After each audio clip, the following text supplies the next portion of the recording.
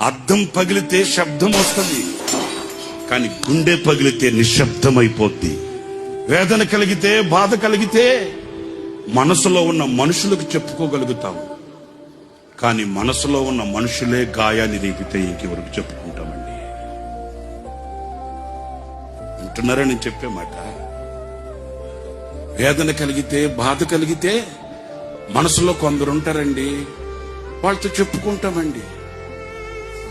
మరి ఆ మనసులో ఉన్న మనుషులే గాయపరిస్తే ఇంకెవరితో చెప్పుకుంటామేంటి? దేహానికి గాయమైతే కుదుట పడుతుంది, ఎవరో సహాయం చేస్తారు, మేలు కలుగుతుంది.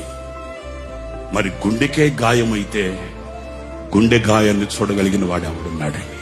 ఆ గుండెకు కలిగిన గాయమే ఒక గేయం. ఆ గేయమే ఈ సంవత్సరానికి మనందరికీ ఒక పాఠం.